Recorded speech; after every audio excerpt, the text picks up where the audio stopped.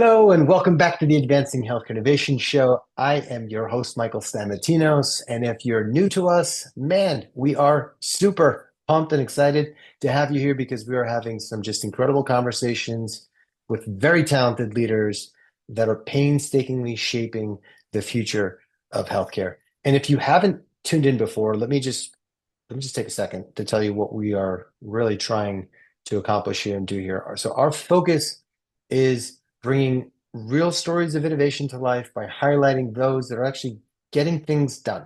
And not just highlighting the wins, also highlighting some of the learnings, because you're not winning all the time when you're innovating. And our field, things are constantly moving fast. So wherever you are, if you haven't before, just make sure you hit the subscribe button so that any new interviews come directly right into your inbox. And as mentioned, it's crucial that we have leaders that can kind of envision a brighter future. They embrace innovation. They're addressing these pressing challenges. And our next guest on the show is actually one of these leaders that is transforming how healthcare organizations are really navigating the complexities of data compliance. So Timothy Nobles is the Chief Commercial Officer at Integral, where his work is focusing in on making easier and safer for companies to handle sensitive data without breaking a sweat. So his background and experience, pretty fantastic, harnessing product and design, and his focus is really around sort of this human-centered product development and successfully launching products to market. So Integral works closely with healthcare organizations to securely manage sensitive data. And the platform automates compliance, making it easier for healthcare and life science companies to safely use data for research, AI development, and other innovations. So today we'll kind of take a step back. We'll dig into some of these innovative ways in which they're simplifying this data security and privacy and driving these insights faster, more efficiently, accelerating research, ultimately showing us how privacy and efficiencies can drive healthcare solutions into market better, faster, more efficiently. They do go hand in hand, folks. So, Tim, welcome to the show. It's great to see you, man. How are you? Thank you, Michael. It's absolute delight to be here, man. And thank you for that intro. That was lovely. Good thing we have it recorded. You could, use it for Yeah, your right. I might family so reuse they can that. tune. I mean, you've had a really interesting sort of tour of duty. And would you maybe just mind digging in a little bit into some of those tours of duty and how they sort of compound upon one another, kind of culminating to the things that you're doing now? Yeah, sure thing, man. Thanks. So I kind of joke that I started adult life as a professional rock and roller. Being based in Nashville, Tennessee, you sort of do music or you do healthcare. Uh, Why not do both? and then, why, yeah, kind of why not do it, right? So I had the privilege of doing that for quite a while. Somewhere along the way, I decided it was time to, get a different gig. And so I found my way into marketing, and I really enjoyed that. Quite a lot, but along the path of marketing, definitely data featured at the center of that. And over time, I eventually ended up in healthcare, as you do. And as I was starting to use that data, all of a sudden there's like these various privacy regulations, and then there were also some additional, kind of ethical considerations around how the data was being used, just because it's available, should you? And as I Mm, learned more and more and more about HIPAA's notion of minimum necessary, I really started to internalize that a bit. And there's all sorts of challenges in the marketing side, but then around the creep factor, if you will, of just how much information you can gather. And then through that, I had the opportunity to kind of convert my skill set into product. I was able to kind of take my understanding of experience design, physical design, and the types of motivators from the marketing side that saw what was a lot of my success there, and start to figure out how to go build products at scale.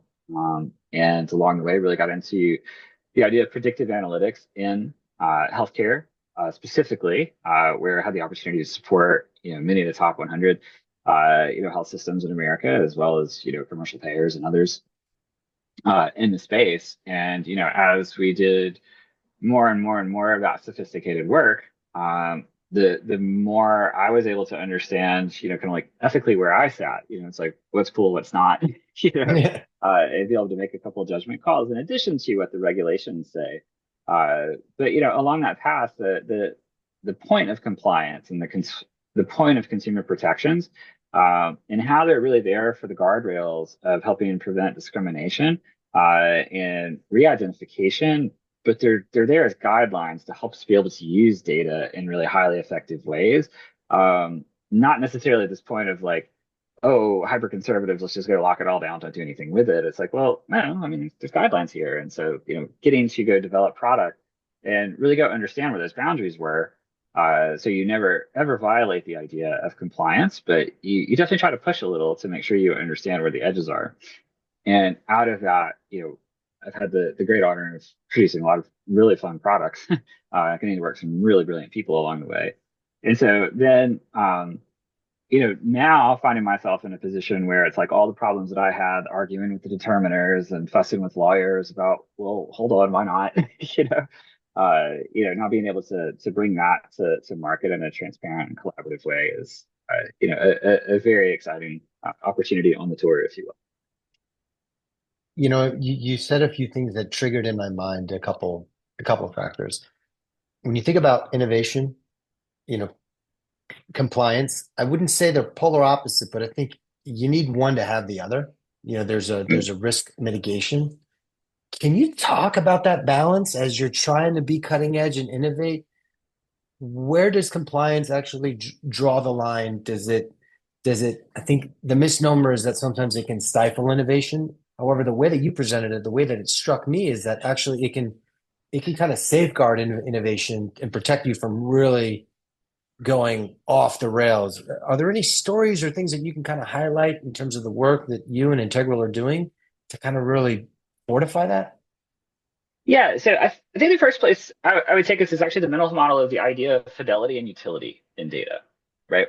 And so the the kind of traditional mindset is that, oh, well, hey, a regulatory framework says, watch out for this, so therefore it's just taken out of the data set.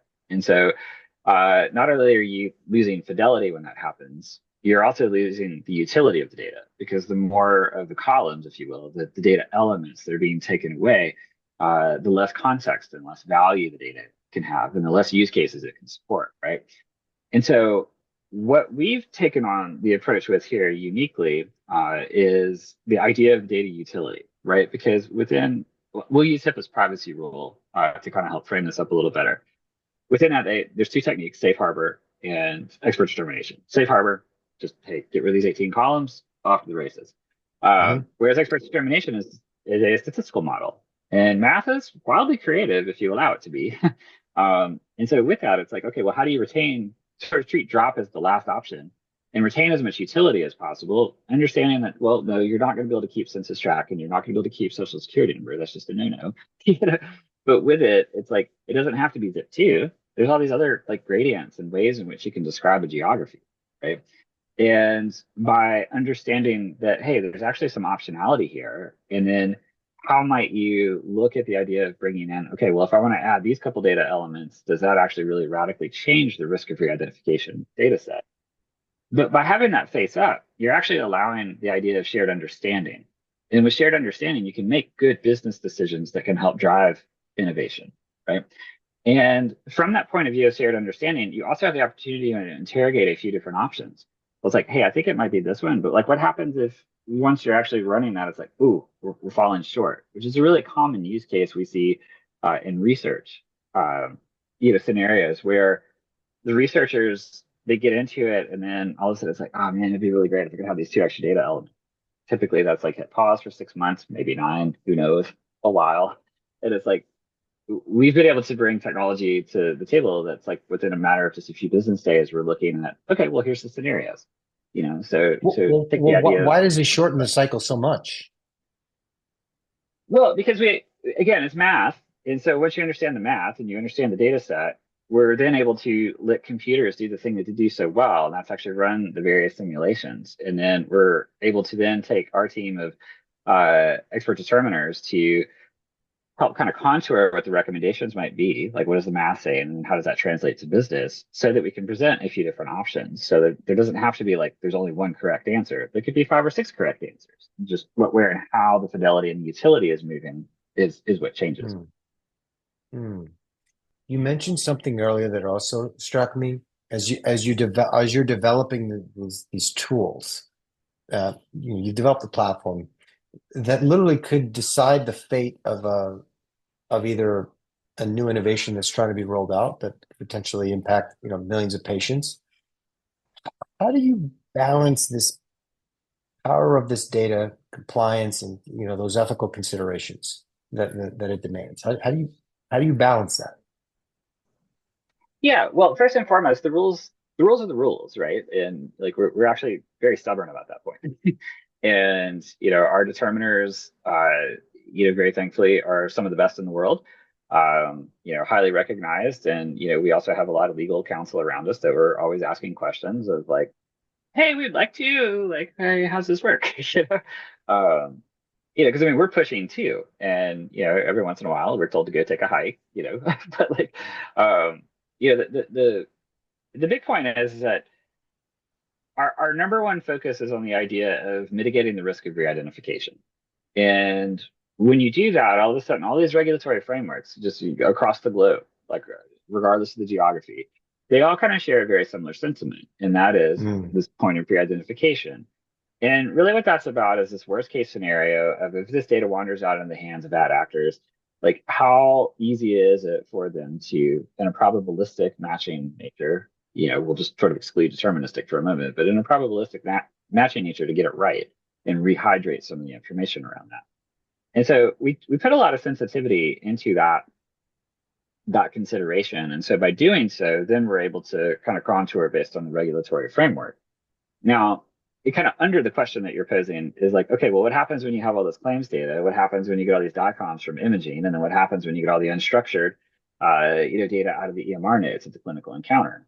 It's like, okay, well, first, there's gold in those hills. Like, there's a lot of insight in the EMR, but you're also putting it literally the picture of someone, alongside all the receipts of care, right? And so that is a tricky question. And with that, very thankfully, the techniques of expert determination and the way in which we approach this idea of anonymity and mitigating the risk of re-identification, uh, there's a lot of guidance. We interpret that and then, look to apply the various models to where it's like, okay, here are three or four options. Um, you know, in all transparency, sometimes you get into these ultra rare use cases where there's just like a handful of them that happen in a year. That's a very different set of challenges. But across the board, for the most part, like what you might want to use to go train an LLM or an AI model, the ability to get all of that information in a safe way, maintaining a lot of the value and the utility of it, though, Mm. is very doable because of that comprehensive consideration. Mm. There's just been so many headlines around, data breaches. And so there's a level of sensitivity that's around this. What are some of the myths that folks, when they're thinking about compliance, typically get wrong? Well, I think it is actually a lot of the spirit of the conversation that we're having here today is that, like, be curious, ask the questions, like, Yeah. comply, compliant, like, compliance is not the team that wants to tell you no to everything. Compliance wants to keep you out of jail and keep you out of the headlines, right? you know, um, but the thing is that like include compliance. I think that's one of the biggest things I've watched over the years. In my career, where like compliance is just sort of affectionately referred to as the business prevention team, and it's like hardly like I'm include them in so happy you're strategic. bringing this up. So happy you're bringing this up because, like, oftentimes they're treated as this silo, and that's what I was hoping you were going for to say, hey, no, this is the collaborative approach. Like they're part of this panel. When you're trying to get stuff done, they're not the one naysayer in the room. They're like you said, Mm, you're just trying to make sure that there's there's quality, there's measures, there's things that are in yeah, place. I mean, in all honesty, the best collaborators I've ever had have been on compliance teams. And when I was in product seats, like the ones that were always like, oh, they just say no to everything. I'm like, no, they don't. They have to understand what we're trying to accomplish, And so it's like, bring them in, like make sure they understand what's going on so that they can actually support, right? Don't send a yes or no question by them because you put them in a position where their answer has to be no because there's just too much context there. Mm, But this is also where like showing your work, so to speak, in the compliance process, and a lot of the way that we approach it is to have it face up and transparent so that you can collaborate.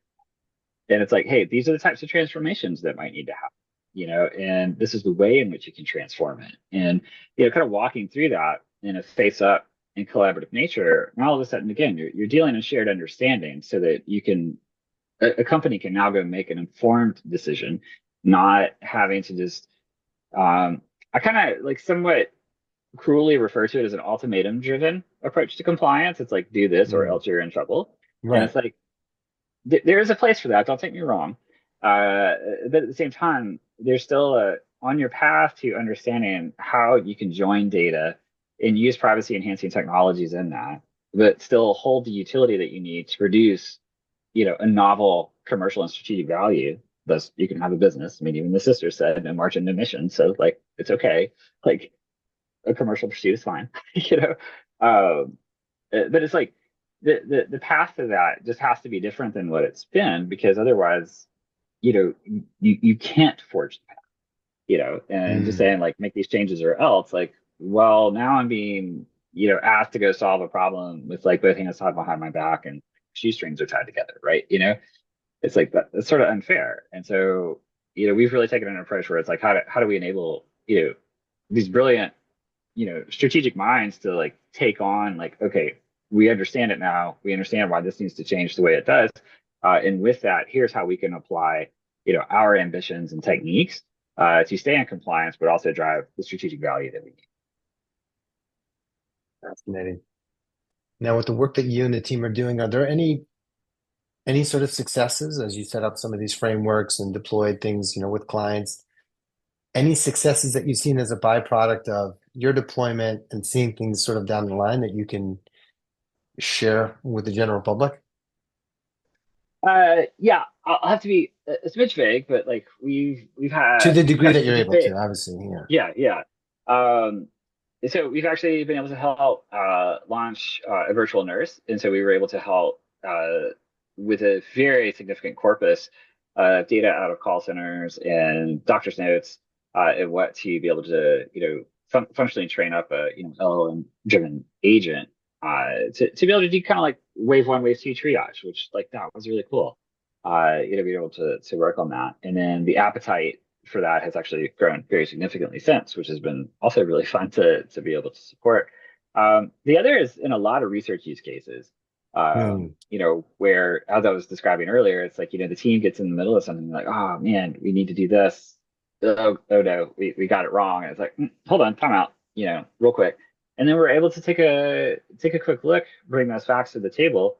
And in some cases, there's no change whatsoever to the privacy risk profile. In other cases, there might need to be an amendment. In other cases, they actually just want to like walk on a whole net new data set mid stride. So how do we help that? And that's a very routine occurrence for us. That. And then the other is, go take like a pharmaceutical, shop where, the marketing use case is actually front and center, where the data can start getting very identifiable very quickly if you're not careful. But then how do we help them retain as much utility as possible, but again, without betraying, those individual rights, and exposing them to the risk of re-identification. Um, and in a lot of those cases, like we're actually dealing with daily updates of data, very large volumes of data at that. And then how are you watching, like for us, a success story is like the ability to watch for those small cohorts and, the ones and the twos, and then also being able to make those transformations fast enough that, the near real time decisions that a marketing use case has to support, can be enabled on a compliant pipeline. That's pretty amazing. Have there been any lessons learned that along the way that have just sort of been unexpected, just things that have really surprised you? Because, I mean, Uh, you've been in this how much seat for time a do you little got? while. uh, It's your episode. I, How much time you need? yeah. So, I mean, I would literally say that every customer that we have the privilege to work with is we always learn something. And the funny thing is that we're very thankfully to be a team full of professionals who are deep in the data. Our founders are former Salesforce and live ramp. So I mean, these guys know data backwards and forwards, and data at scale, and the team is amazing. Um, and I mean, it's like every time there's a new data set that walks in, and we're like, oh wow, how does this work? You know? And but I would say like specifically one of the ongoing surprises is just a lot of the mentality around compliance and the fact that folks show up, customers often show up with like a very significant, for lack of a better way to describe it, just disbelief, because Mm. they're used to a very rigid and cold process, for lack of a better way to describe. I mean, personally, having gone through that, more than once, I get it. Um, So do you but think the market is just jaded in that sense? I genuinely do, and any of us that have been at this for a while and have been trying to join Yeah. data, especially since the advent of tokenization, for linking purposes, that privacy enhancing technology, like it's the join that always gets you in trouble, right? Meaning you have to go pursue certification and compliance. And so, like, we've all just got the battle scars, I think is the best way to describe. Um, Yeah. and we've all dealt with the writing the commercial terms early, and then getting stuck with, data that's less than ideal. And, as a result, like we get, I guess the best way to describe it is that like, they're sort of waiting for, okay, well, where does the bubble burst here? Like, come on, Yeah, I was gonna And say, so, well, does good compliance or exceptional compliance and um, mask, bad data? yeah, that's actually a really fun question. So bad data is bad data. So, um, and I mean part of the process that we run is actually a data health check, right? So like we're always looking, we need to understand the missingness, right? Because I mean, if you're doing a statistical model, if you've got a data set that kind of frames up like Swiss cheese, oh, that's a little difficult to deal with, Um, And what happens then and when you're talking to the client and that's the case? Well, what happens then? Yeah, so very, very often we'll either remove the data set holistically, or the customer will go back to the data provider and look for other strategies. And in some cases, the data set has enough repeatability and enough history that imputation is applied to kind of fill in the blanks. The classic example there is like site of service that is notoriously absent.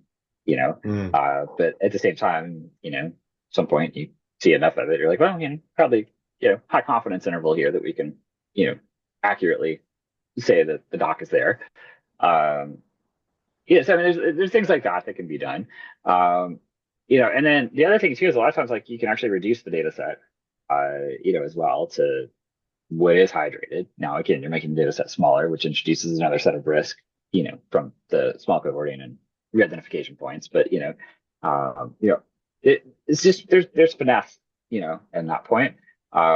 But anytime we spot a bad data set, we just try to flag it and help the customer understand. Very thankfully, we don't see a ton of that. Most of the data suppliers have got to really pretty darn high, quality in the data sets. They disclaim where they're weak, which is really nice. Um, and then I think the other side is actually like where you're getting is more of the unstructured data, because that's so much harder to say whether it's good or Yeah. not, Yeah. and like that's an area of opportunity for all of us that are in the space of, how do we, say what the entities and this unstructured data actually look like, like are they consistent? Are the docs actually following, their training and the preferences, or is it just prose for the sake of prose? Mm. Um, there's a lot there. I'd be remiss if I didn't bring in some sort of a musical question because you're in Music City, you're a former musician. So if you think about the journey that Integral's on, if this was a soundtrack that we had to lay down, thinking about songs, what songs would you include in the story and the evolution of Integral? And why do you think those songs sort of resonate with the story? Oh wow! Like so, by song by artist. Yeah. Yeah, Oh man. gosh, I would take it and put us on the spot by these things. I listen to so much music, I don't always retain who wrote it. Um, I would say right now, like I'm gonna kind of like slightly reframe the answer to the question. I'm gonna say right now we're definitely like track three, on the record, which is always like a Okay. big raucous, high energy, There we go. track on the record. Um, And it's one of those things that really shows off a lot of the prowess of the individual musicians in the band. It tends to flex a little, if you will. Um, not from a place of arrogance, but from a place of color and inspiration and a place of excitement. And so I would say that's probably a little bit of like where we are right now. Um, and definitely looking to get to track 6 and track 9, There we go. on the path there. And the gap between 3 and 6, that kind of inevitably sees a little bit of a more nuanced approach. Most records will always be a little bit more contemplated, and thoughtful and introspective in those cycles. And as part of our growth curve, we're always looking to be better. We're always looking to be more efficient. All the things that you need to do as a business. And so, those seasons are always kind of showing, but yeah, I'll just go back to we're definitely in the rockets go mode. It's the one that, you turn up a little bit and roll the windows down and, you know, I love enjoy that. the wind It's a blasting good in your hair. song. Perfect. That's perfect. So how can people sort of follow the story of Integral and share with us just maybe just sort of in a commercial before we sort of wrap up? Yeah, man, absolutely. So use integral.com. Absolutely. The website's great. And then LinkedIn, just at Timothy Nobles. We usually have something pretty consistent posting there that we get a lot of outreach through that channel. And then pretty normal, we're at a conference somewhere. So, don't hesitate to ask. Awesome. Tim, it's been great having you on the show. And for those that have tuned in, if you happen to find this conversation insightful, useful, helpful, would you mind sharing it? Even just kind of commenting on things that stood out to you. It's not often that we talk about innovation and then we kind of bring in compliance. So I thought this was sort of a unique take on it. And I just think, Tim, the way that you articulated, the way you illustrated, um, the perception of it was actually fantastic. So I think you Thank did you, man. it justice. And I'm looking forward to future conversations. Obviously, when you guys get onto track 6, track 9, the door is always open to come out and we can jam out. That sounds lovely. I'm looking forward to it. Thanks for having me, All man. right. You bet.